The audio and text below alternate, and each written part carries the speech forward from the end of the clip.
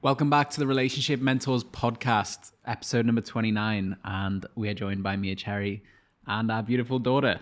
Yes. Yes, Mia's 22 weeks pregnant, and yeah, we're feeling into the journey of pregnancy. So it's really cool. We get to catch up every single week and yeah, keep you guys up to date on the pregnancy journey. As well as that, we're going into 6 signs you found your forever person. So many people enter a relationship and they feel unsure whether this person is the right person. Am I overthinking? Is it my insecurities? So we've got 6 solid signs that you've found your forever person. But before we get into that, we will have a little update on how you're feeling, Mia Cherry. What's the update from the week? So my update for the week is, I think last podcast I mentioned that it had just been like a super emotional week the week before. And then this week I feel like I can confirm that I think the pregnancy hormones have officially kicked in and that I'm super sensitive to, or a lot of my emotions are a lot more heightened now. I would agree. Where before, I think I was like, I just felt like my emotions were really coming online throughout my pregnancy. I'm like, this feels great. I get to like express my emotions when they come up. It's like, that's very new for me. That's really exciting. But then now I feel like this week I can confirm that I'm starting to be a lot more sensitive to any emotions that come up. Yeah. Yeah. Very easy to get upset. Yeah. Which feels so strange. Like it's not the exact feeling of feeling like alienated in my own body, but it's just a very weird sensation that I feel so emotional 24/7 now, where before I was just like, even if I was annoyed at something, like my mind and overall I was happy and I was just frustrated about that one thing or that situation, where now it's just like my whole body feels consumed by emotions. Yeah. And before, if I said something I upset you or I didn't hear you on certain things, it'd be like, it'd be a slight annoyance and then you'd bring it up later. And then now if I don't hear something you said or I did something that upset you, you just cry. You just cry. Or I walk into the room and you're just there with tears in your eyes. I'm like, what's wrong? Yeah, the emotions have definitely come online and it's a beautiful thing. Thank you. And they just feel very heavy. Like I was saying, I just feel so consumed by the emotions, where before I believe I always had like a good state of mind. Yeah. And you're in control of your emotions. Yeah. A little bit, yeah. And then now you just, like, even this morning you said something, it was just like a normal conversation, and then you said something that I didn't like, and then and then walk away because I was crying. Yeah, it's very easy. So I'm definitely learning lessons through this. Like, that's my update from the week, that learning lessons around Mia being way more emotional and me being way more attentive and attuned to her emotions and way more present when she's expressing herself and what she actually needs, and not being so sensitive or getting defensive around certain things, because Mia can get cranky way easier, be a little bit critical, like use a certain tone. She's shaking her head. I don't hear the Mia doesn't hear it, but I feel it, and it's just like realizing to have more patience and hold Mia in that. So yeah, we're learning every single day, and Mia's emotions coming online. That's it's such a beautiful thing. Yeah, I do think on your side of things, like I wonder what it would be like, because like something that we do speak about a lot in a relationship is like, this is how you do this, like these are the best recommendations. And something that we do really great in our relationship is like, I know what makes me feel loved, and then if we are ever in a disagreement or like we're coming back together closer, I'm like, I wish you would have done this and this.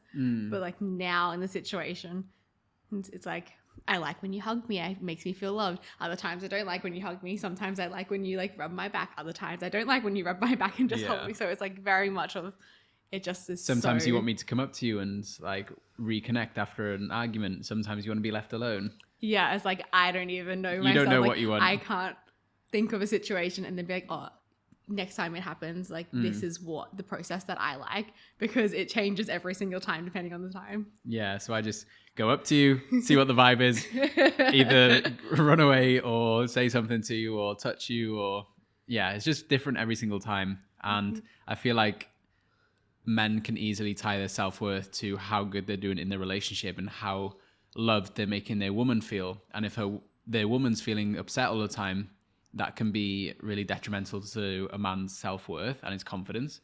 And reconnecting after an argument and a man wants to make it up to the woman and say sorry, but then he messes up again. He says something even worse. He digs a bigger hole. He makes her even more upset and make her feel even more unheard. And that cycle can continue very easily. So it's like, from the man's point of view, it's being patient, realizing she wants different things, realizing sometimes it's not logical, like what she wants. The way she remembers events, it's not logistically correct, but it's how she feels. And from I believe I'm correct. and from a woman's point of view, it's having patience. Like, so many men have a heart of gold. They would run through a brick wall for their woman. They really want to make their woman feel loved, but they struggle to do that. And a lot of time they need patience, they need teaching. And yeah, I feel like that's so important. Yeah, and it's so interesting because I remember you saying that actually on someone else's podcast that you were a guest on, saying it's like, so many of us just like want our woman to feel loved. We would do anything for them. Like, oh, that's so interesting because, like, yes, I know that you love me, but I never thought that you do that. Does that make sense? Like, it's just really interesting to like remember, like, oh, guys actually do care. Guys do love you so much and have so much love for you and do want you to feel loved, because I think there's such a big part of the internet or section of the internet or society that hates on men, and like, men have no feelings, they don't care, they just want to sleep with you, they just want to get their own needs met. But in reality, it's like, there are actually so many men out there, and a lot of men genuinely want to love you so much. The biggest pain for men in relationships, I feel, is the gap between how they want you to feel. They want you to feel great, they want you to feel so loved and taken care of, but how they make you feel. So they make you upset, they make you annoyed, they make you frustrated, they make you hurt. And that gap between how they actually want you to feel versus how they actually make you feel is the pain men feel. And men want to feel like they're doing a good job in a relationship. I want to make my woman feel loved, but fuck, I just keep upsetting my woman. Like, I'm not trying to. I'm trying to be attentive. I keep saying the wrong things. I keep upsetting her. I forget to tell her things. And then she gets upset with me. She feels unloved. Like, that's the pain of so many men in a relationship. Like, they've got a heart of gold. They really want to make their woman feel loved, but they struggle to do that. Yeah, and that's so surprising because that's something that men definitely don't talk about, or you don't hear that much about. It's like you hear so much more that's like, men have no feelings, you don't care. Or from a women's point of view, it's like, be more empowered. Like, if he's not doing this, it's because he doesn't care. And then sometimes it's like, is it because he's not doing it because he doesn't care, or he just simply doesn't know how to do that? Does that make sense? It's like, he wants you to feel so loved, but he feels like he was doing it, like he was sharing that information and showing you that, but it didn't register for you, so he's failed now at that. Yeah, so many guys want to do a good job. So many guys hurt their woman emotionally out of their awareness. Like, they really want to make her feel loved, but it's so out of their awareness, and they do something and they don't even know why their woman's angry at them. Like, how often do you hear that situation? Yeah. Like, the woman's angry at the man and the man has no idea why. Like, the man often isn't out intentionally trying to hurt you or forget things. Like, he's just very singular focused. He's just not aware. He's not as emotionally in tune as you. So it's like, be patient as a woman. Teach your man how to love you. Yeah, And vice we're definitely versa. learning it more this week. And there's layers to that. Like, I thought Mia and I know how to love each other, and then there's more layers to it, and we just keep learning each other even more. Yeah, it's like we have in our relationship, it's such a great foundation. And I feel like with pregnancy, going back a couple of chapters back before what you just said, it's just like, you're figuring out the best way to like love me through pregnancy and my heightened emotions. However, it's still like, I'm also figuring out myself as well. Yeah, you're learning. This is so new to you as well. Yeah, so much so. And then jumping back to where we currently are now in the conversation, where it's like, yes, women teach your men how to love you best, but it's also men teaching us how to love you best. But it's not just a one-sided conversation. Like, it does happen on both ends. Yeah, like, I tell you stuff of like, this is what's going on in my head. Like, with emotional stuff, I was like, I've never practiced this shit. Like, I had 25, 27 years of not practicing talking about emotions or picking up emotions. And it's like, you were the opposite side, where it's a very emotional upbringing. So it's like, when those two things meet, it's like you understanding where I come from. Like, it's very hard to understand and hate someone at the same time. And me helping you understand how my brain operates helps you to yeah, not hate me. Yeah, and I think that's the best thing as well, because it's like there's so much you can't. What your wording was, you can't hate someone that You can't hate and understand someone at the same time. that like I love that so much, because it's like the process that your partner has gone through in this argument or in this situation. If you actually get them to explain what the process was in a calm moment, and they're not being like degrading or like anything like that, and actually sharing and hearing what their process was of like, this is a situation that like physically happened externally, but these are all the things that like my brain was cueing me that was actually happening, because it was triggering this because back when this happened. And then you realize that both of you had this whole big dialogue happening inside your brain, because every single person is having that in every situation in life. They are viewing it through their own lens, and when you get to understand it from the other person's lens, is really good. So we learn each other every single day, right? And we're willing to keep learning. And I feel like today's episode is such a great place to build on this, because it's the 6 signs that you found your forever person. And that doesn't mean you don't argue. It doesn't mean that person won't make you upset or feel unloved or disconnected. It means you have such a strong foundation you can build from that and learn from each other. So amazing. What is the first point, Mia Cherry? So yes, the first point is that shows that you have met or you are with your forever person, is that it genuinely feels easy. So you hear sometimes like relationships are work, it takes work, it's hard work. And it depends, like it really depends. It doesn't necessarily have to be hard work. It's like relationships, like anything, it just takes work to maintain or to create a thriving business, relationship, friendships, family, relationship, and bonds. That, however, the foundation of the relationship should always feel easy, whether that be you both have very similar personalities or you have similar values, that your day-to-day does feel easy. Or if you don't have similar personalities, you have personalities that are opposite but actually benefit or complement the other person's personality. There's so many relationships I look at, we're in a privileged position of seeing the inside of so many people's relationships, and you see some people that are so different, and one's extremely anxiously attached, one's extremely avoidant attached. They don't know how to communicate, and they just drive each other up the wall, like they're just back and forth, and their relationship is such hard work. Even see people in the personal development industry that we're friends with, and you see their relationship and they're going through something every week, they're working through something, and it's challenging, and doing some inner child work and doing some trauma releasing, and all this stuff comes up all the time, and it's like, fuck, a relationship should not feel that hard. Like, challenges come up. Mia and I have a great relationship, but we still argue, we still work through things.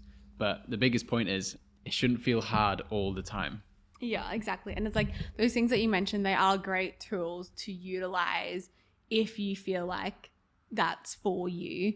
Doesn't mean you have to do that to overcome or heal your childhood or things like that. However, it's like, if you know those tools, you shouldn't necessarily have to be using them every day, every week for years on end. And it's like, if you are still triggered by the same situation many years ahead of it, like many years onwards after you've been practicing this healing process every single day, is like, clearly something else needs to change.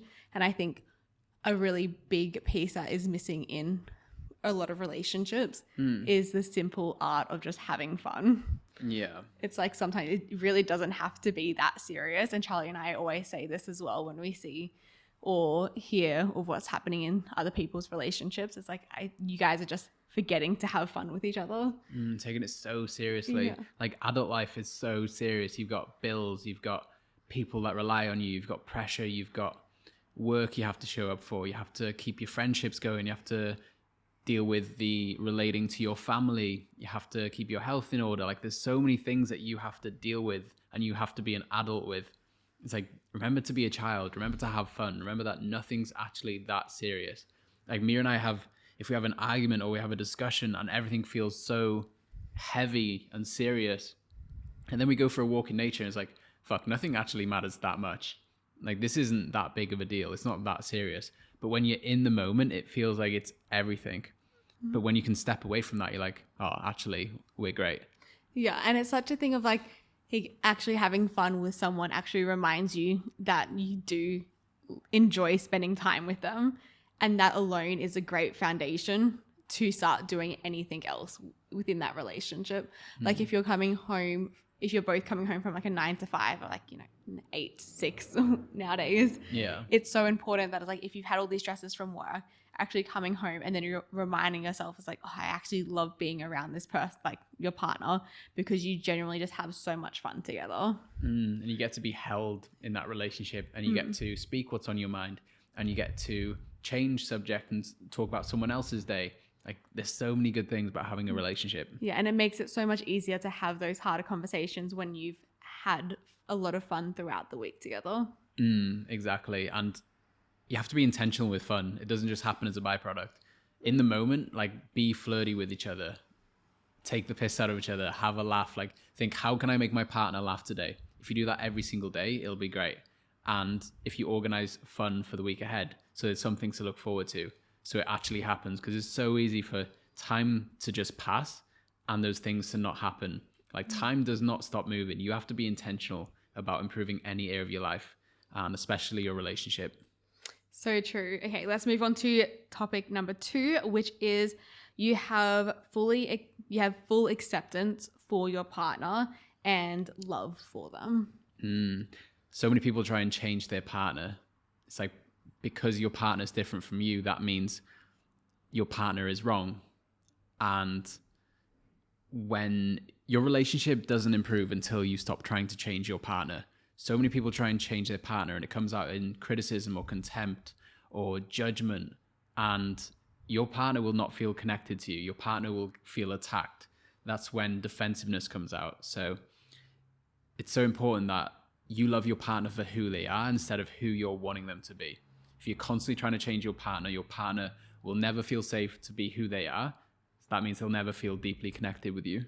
Yeah, and just like there's a lot of, when I say a lot, there's just like relationships out there where you can love the person because you love these certain qualities in them, or you love the way that they make you feel. However, there's aspects of them that you're hoping that they change and hoping that they evolve and hoping that changes into something else, and you don't love those parts. You're just loving the parts that you like. Does that make sense? So like that is a clear sign that it's not your forever person. Does that make sense? You have to take on the full package, right? Yeah, it's just like, yes, in a relationship, like for you and I, for an example, I see us spending the rest of our lives together. I think it's almost a given that we will naturally evolve, and there's no guarantee what we're going to evolve or like transform or change into. However, it's like I'm committing to the person that you are now. It's also committing to that it's like if you don't change whatsoever, like if you are exactly the person that you are now in 10 years time, will I still love that? Yeah. Does that make sense? Yeah. It was like there's no part of you that I'm hoping changes and you get rid of. You've got to love someone's whole complete self, not just the parts that are great, because everyone has good and bad. That's homeostasis. Nature finds balance. There's the same amount of good as there is bad in someone, and people have their great traits and people have their bad traits. And when you get into a relationship, people only show their good traits. This is the honeymoon phase. You're having a lot of sex, you're making a lot of effort, you don't argue. But then you get comfortable around each other, then you start seeing these triggers come out. You start seeing lack of effort, not having as much sex, arguing a bit more. And you're like, fuck, this relationship's broken, it's wrong. No, that's just you're seeing someone's whole complete self. Like the deeper you go into a relationship, the more you see the other person's whole self. And their whole self isn't all good. It isn't all bad. It's a mixture of both. And if you can't take the good with the bad, like you shouldn't be in a relationship. Yeah, exactly. And I think this is why it's like the way that we've structured our courses, for example, it's like showing you each section at a time. So you're building the strong foundation to begin with before you start unraveling or uncovering more about the other person. Does that make sense? So it's like when you are in the honeymoon phase, that is such an amazing like honeymoon phase, meaning the first 3 to 6 months of you getting to know someone, because we also believe the honeymoon phase can continue and keep going. However, it's like in those moments that is so beneficial, that you're having so much fun together, that you're getting to know the person and you're building such a strong friendship. Like it's in that time when you're building your friendship and building the fun for the foundation of the relationship. Like we said right at the beginning of this podcast, it's like if you have that foundation that you know that you genuinely enjoy spending time with this person, if any arguments or disagreements come up, you already have a strong, solid foundation there. Yeah, I love that. And so it's just like, yeah, each level you're building more of a stronger foundation. And seeing that in yourself as well, like you have the ugly, you have bad layers, you have triggers, you have certain traumas maybe, and shitty behaviors and narcissistic behaviors. Like all these terms are you. You have all of these inside yourself. And you have an ego and you have all these different ugly bits. And it's you fully accepting yourself too. When we said you can't hate and understand someone at the same time, a lot of people hate themselves because they don't understand themselves. So when you notice these patterns come out, instead of hating yourself and having self-pity, actually work through that stuff, understand why those patterns come up, and that'll help you massively in your relationship. Yeah, I love that. I feel like that really touches on the bonus tip that we had for this podcast as well, which I think we'll say now because it's the most relevant, which is the bonus tip for this one was that your partner or your forever person is going to bring out the best side of you. And the reason why I say it connects to this, particularly of what the topic that we're talking about now, is because yes, your partner should always be able to bring out the best side of you, but your partner is also going to mirror back the parts of you that you don't want to see yet. Like Charlie was saying, there are narcissistic tendencies in a few people. I would say there's actually quite a lot of people that have narcissistic tendencies. They're not a narcissist, they just have tendencies in that. However, a lot of people won't recognize that within themselves until somebody shows it back to them. Exactly. Or shows those traits. Yeah, like the fish doesn't notice the water it swims in. It's not until someone takes them out of the water and shows them the water, they're like, holy fuck, I've been in the water the whole time. A lot of people don't know what they're like in a relationship until they get into a relationship. A lot of people think they've healed their triggers outside of a relationship, but then they get in one, they're like, oh, they're still there. I need to work through it while I'm in the relationship. So it's like your partner will bring out the best of you, yes, and your partner will bring out all of you. Yeah. Like parts that you have not seen before. Like that's how you get revealed. That's where transparency comes from. That's where vulnerability comes from. It's allowing your partner to see all of you, right? All of you. And then all the parts that you're not liking, that's reflecting back of yourself. It's like then you know that those are the parts of you that you can start healing or start transforming and changing it into the person that you're ideally wanting to be like of yourself. Yeah. And I think there was one more point on that, bringing out the best side of you. You had something else? Yes. Anyway, moving on. Anything else on that? No. Okay. Excellent. So then tip number 3 is that you both feel safe to actually express any pain that you're feeling and explore that pain that you're feeling. So for example, it's like what we spoke about in a relationship. There's so many foundations that are needing to be built to have that security within the relationship. And this tip here I think comes on later on within the relationship, that you actually have created such a strong enough bond and connection and security that it actually and genuinely feels safe to go to your partner and be like, hey, this is what I'm feeling like at the moment, and actually express the pain that you're feeling, the hurt that you're feeling, what actions happened or what occurred within the relationship or within life that made you feel this type of pain, and then actually being able to sit with your partner and explore it with them rather than having to figure it out all on your own. You can actually come to your partner, have that discussion, and know that your partner is going to be able to hold you in that while you both explore how that happened or how to heal with it. So many people can't have difficult conversations, like the uncomfortable conversations where something has come up for you in a relationship, something doesn't feel right, and you want to mention that to your partner, but you're also scared. You don't want it to lead to a breakup conversation. You don't want to disconnect. You don't want to turn it into another argument where there's criticism and defensiveness, and you don't want to repeat the patterns of the past of these arguments, so you don't bring things up anymore. And this is the beginning of the end. As soon as you stop bringing up things that bother you to your partner, you are driving a wedge between you and your partner. You're disconnecting. And yeah, it's really the beginning of the end. So you have to be emotionally brave in your relationship to actually bring up what's going on for you. Otherwise, it's just going to build up more and more and more, and resentment will build, and you'll be so far apart from each other that the relationship won't be salvageable. Exactly. And with this tip in particular, I believe it's actually definitely a skill to be able to create that. Does that make sense? The Like, safety. you could be with your dream, ideal partner or your forever person.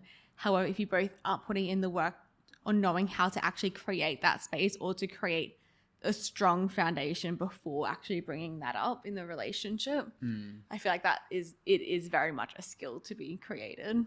Yeah, and how would you build that skill, you feel? By doing our safe. courses, and that's what I was thinking. Yeah, it's it's just really practicing, isn't it? And creating safe spaces where it's not heightened emotions. Yeah, because there's, like I was saying right at the beginning of the or throughout the podcast, is that there's just different levels that you need to make sure that the foundation is built first. Because it's like, for example, if you just go to someone randomly on the street and you're like, hey, my name's Mia and their name's Bob, and then you just go into this hard conversation of, oh, I feel this pain, I feel this, like that person has no connection to you. Does that make sense? Yeah, or imagine on your first date, you're telling them all the worst things about yourself. Yeah. They're probably going to run away. Because there just needs to be that foundation foundation there. There's a friendship foundation, which is literally our next point. Is that point number 4 is that you guys have a strong friendship, and there is a friendship there.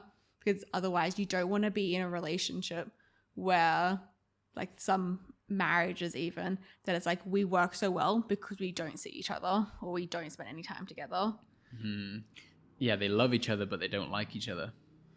Like, they do not want to hang out with each other. And I see that so often. People have so much love for their partner, but they just don't like their partner. They just annoy each other. They're always arguing. They resent certain parts of them.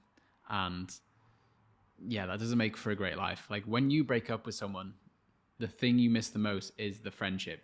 It's not the sex. It's you two hanging out with each other, you two enjoying your company, doing the boring stuff together. Because the reality of relationship is 95% of it is boring. Like, doing boring shit. It's not crazy fun stuff. It's boring stuff. So if you don't like spending time with each other, then that 95% is not going to be great. Yeah. Even you saying that, I was like thinking about our relationship. It's like, yeah, you're doing the boring stuff, but it is enjoyable. Yeah, it's adding fulfillment to the boringness of life. Yeah. I think that's what a relationship is. Very much so. And it's like, it sounds really lonely to think that and know that there are relationships or marriages out there that they aren't wanting to spend time together because they know that they work better away from each other like that. Which then, if that's the case, it's like a lot of people are just complacent within their relationships or marriages, but it's just a sign that it isn't your forever person. Like us going to the shop together, it's so boring. Like, if we were single and we just went to the shop, we'd be like, yeah, we're just going to the shop. But us going to the shop together, it feels like a date. There's meaning. I'm excited to do that. We genuinely enjoy it, which is so strange. It's like, just cutting into our relationship for a second. Like, the last 2 weeks, we've really noticed, it's like, oh, just like running errands together actually is really fun. Because I think that's something that we had not really stopped doing, but like you were doing work, and then I was like, oh, I'll go to the shops and do a few errands this morning. And then we noticed actually us doing that together just made it feel so much more special, and it made us feel even more connected throughout that week simply by doing a 10-minute errand together. Yeah, you're in a great relationship if going to the shop together sounds like a fun adventure and you're excited for that and you feel more connected. Like, so many people avoid stuff because they know it's going to lead to an argument. Like, there's a thorn there from the past in the skin where they argue when they go to the shops, or they argue when they travel, so they avoid doing those things together. But it's like, fuck, you just build up a wall between you and your partner, like brick by brick, all these experiences you don't like having together. It's like, you're going to close each other out eventually. Exactly. And what we're wanting to do is build a brick by brick of a solid foundation of you both together. Like, underneath you both, raising you both up. Yeah. Instead of putting bricks between each other. I love that. I heard a great analogy. I don't know if you said it or someone else said it, where I'll claim it. you'll claim it. Arguing with your partner, like if your partner says something to you and you argue back and you just keep arguing, it's like one of you's throwing bricks and the other one's throwing cement, and you're just building a wall between each other, like a disconnection. So if your partner's throwing bricks at you, don't throw cement back. Just deal with the bricks. Figure out where the bricks are coming from. I love that so much. I did not say that one to you, but thanks for giving me some maybe credit. But yeah, I really love that. It's like, okay, you're not just, you know how people say you're throwing bricks and stones? Well, yeah. Sticks and stones. Sticks and stones? Yeah. Bricks and stones? Yeah, sticks and stones may break my bones, but words will never hurt me.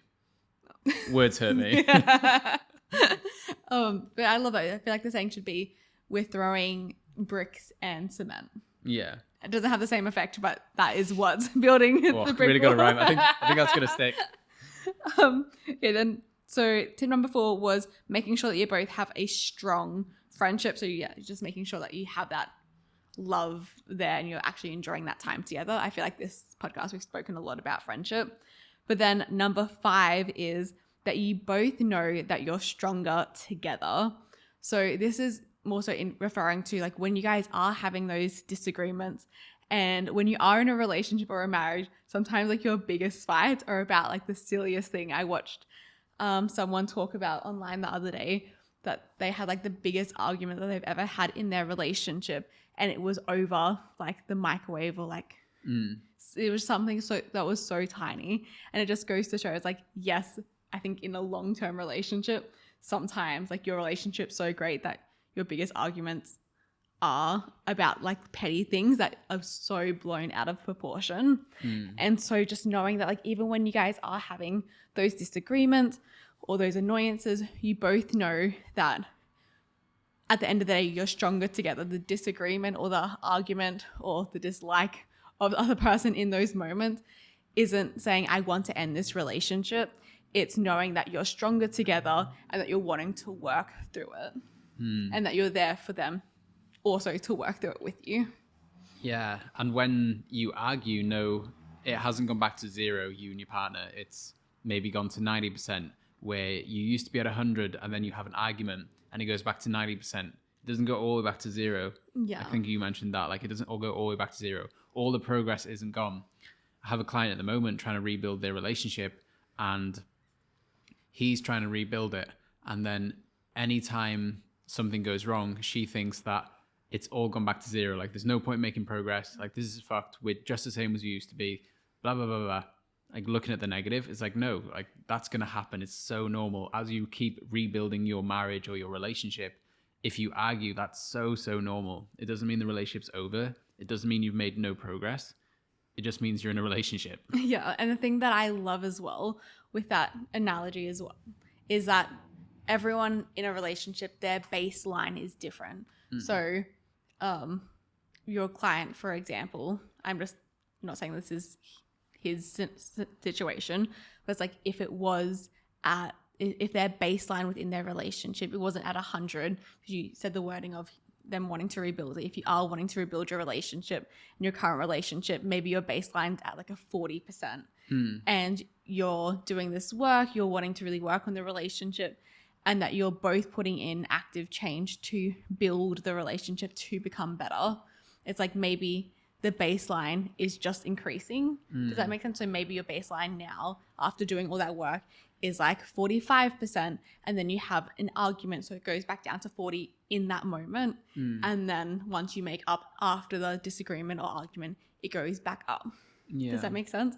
So it's like as you're working on your relationship, if you've never worked on your relationship before and it is crumbling, I would say like looking at your baseline and realize that the baseline is still moving forward. Yeah, and everything's moving. Like you as a human, you breathe in and you breathe out. The earth expands and it contracts. Like the universe is constantly moving. Like everything goes in and out. And in your relationship, connection, disconnection, connection, disconnection. It's this constant evolution and it doesn't stop. You will never be connected 100% of the time in your relationship. You will feel times of disconnection, and that is nature. It's so normal, and you can't fight nature. Yeah. Because you will lose. Is there anything left on that point? No, I feel complete. Okay, and then the lucky last point was that to know that it's your forever person. It's like throughout the relationship or straight away you stop pointing fingers at the other person. But what if it's your fault? It's like something that we do teach a lot. And even like we say, it's like you can have all this knowledge. And the thing is like you have this knowledge to have in your toolkit and remind yourself of it to utilize it, which is it's like a lot of people have this shit but don't use it. I choose not to use it. My My ego is too heavy right now.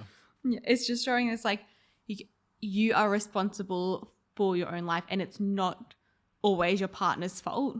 Does that make sense? Because it's so easy to be like, you did this and you did this and you made me feel like this and you did that. It's like, no, it's his actions or her actions that led to you feeling this certain way. It's not because of them that you was like, no, you've made me feel angry. Whereas like you haven't, like I am the only one that can make myself feel angry. Is your actions that I didn't like that led me to allow myself to be angry. You've always got a choice of how you react to something. Yeah. Viktor Frankl, the famous book Man's Search for Meaning, is all about him being in Nazi Germany in the death camps. And he like, where is this going? He tapped into his inner world and be like, it doesn't matter what happens to me, it's what I always have a choice of how I feel. Like anything that's happening, like the worst stuff on the external environment, I always have a choice to how I feel. Like I'm in control of how I feel and what I make things mean. And breaking that down in your relationship, like things can be happening around you, but you always have a choice as to what you make shit mean. Yeah. Like you don't have to take things so personally. And you always have a piece to play in every single argument. And every bad thing that's ever happened to you, you had a piece to play in it in some level. Every relationship that failed, you had a big part to play in it. And if things keep going wrong in your life, you're the common denominator. So the sooner you take responsibility for that and look at yourself, the quicker you'll solve those things. So true. So true, man. So true. Put that on a t-shirt. And is there anything left to say on that one? No, it's just, and realize like you're human as well. You're not going to do all these points perfectly. Egos get into play. Mia and I know all the tools and we still argue and we still like our egos get into play and we want to be right. Yeah. And we're so petty and we want to be right. And it's so normal to not do everything right in your relationship. Even if you have all the tools, it's about flowing. And the real essence of this podcast episode was building that foundation.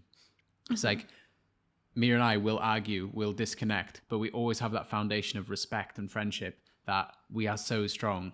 We're not going anywhere. We can speak about what's on our mind. We can argue because we're so strong.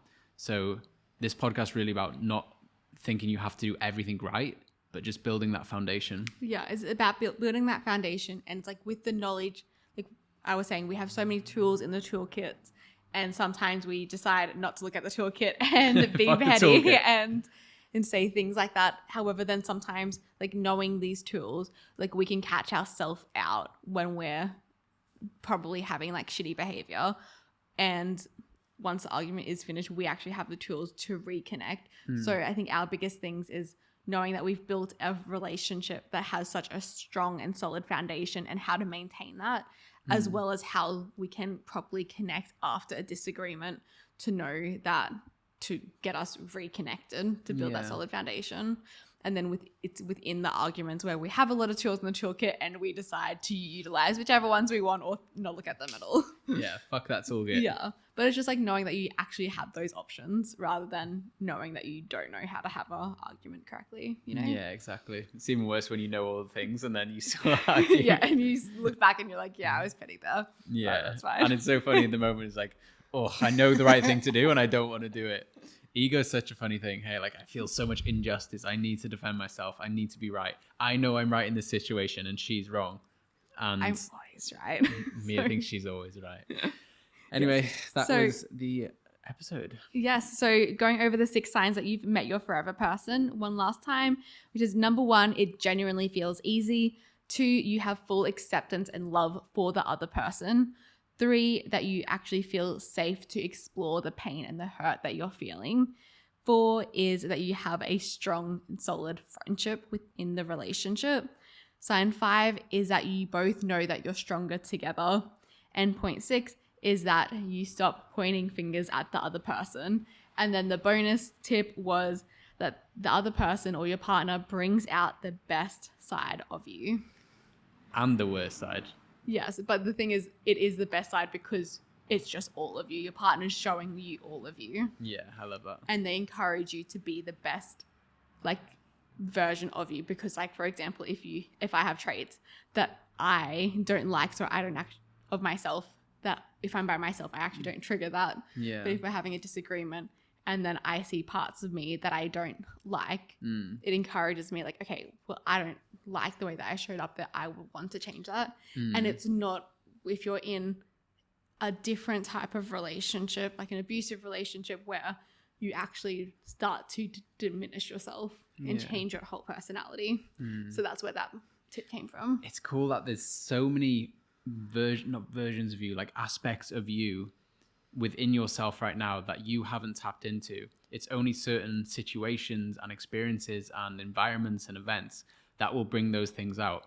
And maybe you'll never get to see those sides of yourself. Isn't that really cool? It's like you hear the story of if a mother's child stuck under a car, the mother can get amazing strength and lift that car up. It's like things like that. There's so many aspects of your personality inside of you, and so many of them will never get access because you won't be in a certain situation to access them. Exactly. Isn't that cool? Yeah, and that's why I always encourage people. It's like, you don't need to spend years being single to heal yourself. It's like the best work that you could do is to be in a relationship, and the most personal development work that you can do is within a relationship. Yeah, 100%. Amazing. How was that? That was amazing. What are you excited about for this week This week? or this weekend? We've signed a new lease on our apartment, which is really cool, and we'll be staying here for a lot longer. The baby comes in November and our lease changes in November, so that's going to be a real busy period. So I'm excited that we've got that sorted. What else? I'm excited that friends are coming over from the UK. They're coming over in December, so things that are far away, but it feels good for me. Like, nothing feels exciting in the moment, but we're going to go out on Saturday to watch Wolverine and Deadpool. Yeah, it's called Deadpool 3. Deadpool 3. Yeah. Yeah, we're going to go out and watch that. So that's what I'm excited about. What are you excited about? I'm excited about we're going to a wedding tomorrow. Yeah. Which is exciting. And that my sister and my brother-in-law are coming over for the weekend. So that'll be nice. So I'm just family get together. Yeah. I think I'm just more excited for them just to come down at the Gold Coast and just be like, I feel like you guys will like this lifestyle a lot more because you live in the country. So come out and enjoy this. Different world down here. Yeah. Amazing. Thank you so much for listening. And we would love it if you share this with your partner so you can both speak about it and really build that emotional and intellectual intimacy. It really helps people that we speak to. And reach out on Instagram. Let us know if you listen to the podcast episode. What your thoughts were. Yeah. Love chats. We'll reply to you always. So reach out on Instagram, share this episode with your partner, and join us every single Monday where we release a new episode. Yeah, thanks guys so much for listening, and we'll see you guys next week. Mwah.